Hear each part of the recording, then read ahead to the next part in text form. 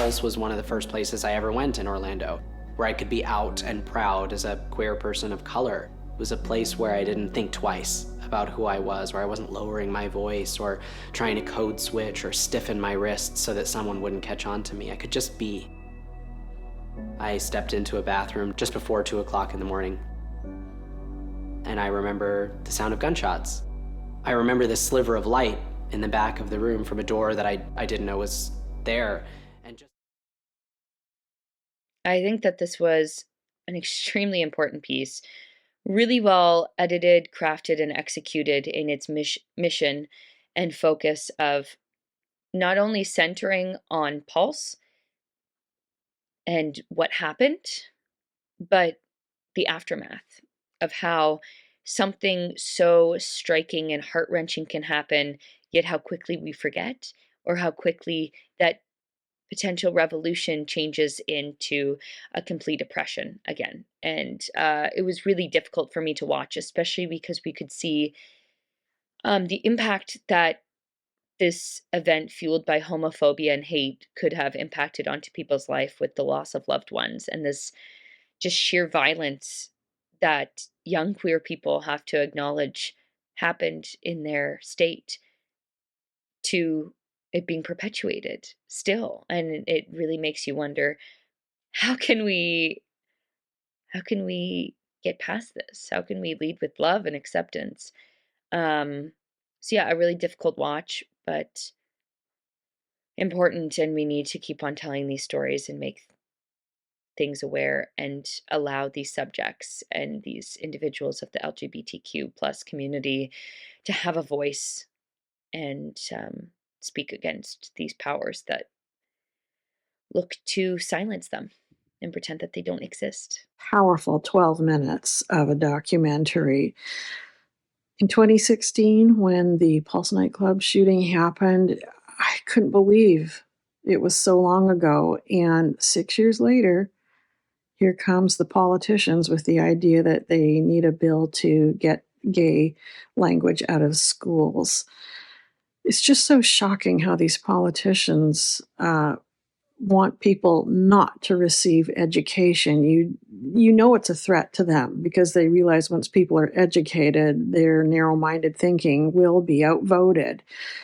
However, I also think that the interviewee was right when he was talking about Florida being a proving ground. It's a barometer for these so-called politicians to come in and try and find support, and then it sweeps across the states. This was a really important film, and I hope everybody can see this. Florida took one step forward, but got brought 10 steps back with the Don't Say Gay bill.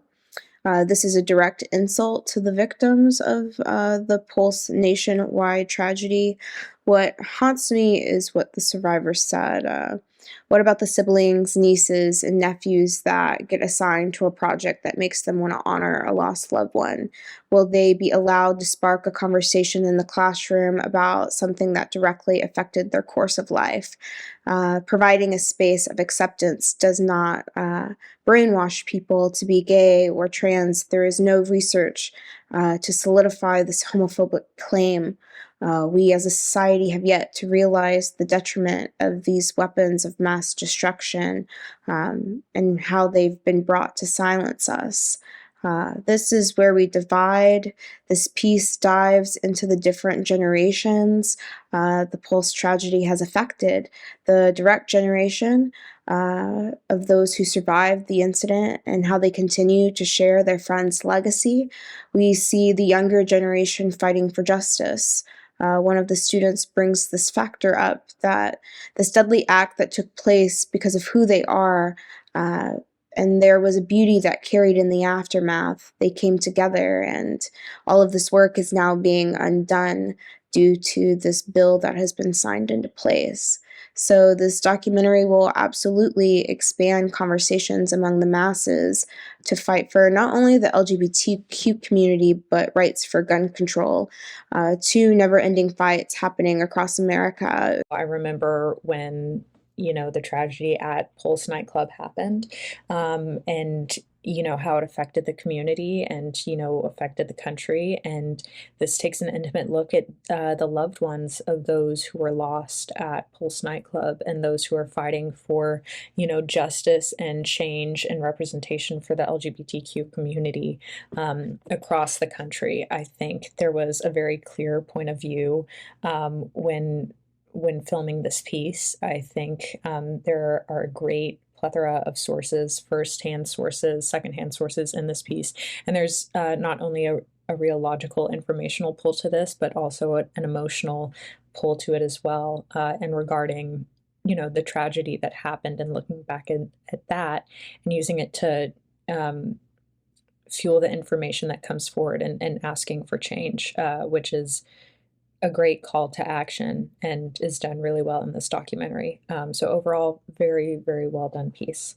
You have this documentary about everyone's personal experiences of particular victims at the Orlando shooting at Pulse that took several lives, this targeted shooting that was targeted towards this particular community.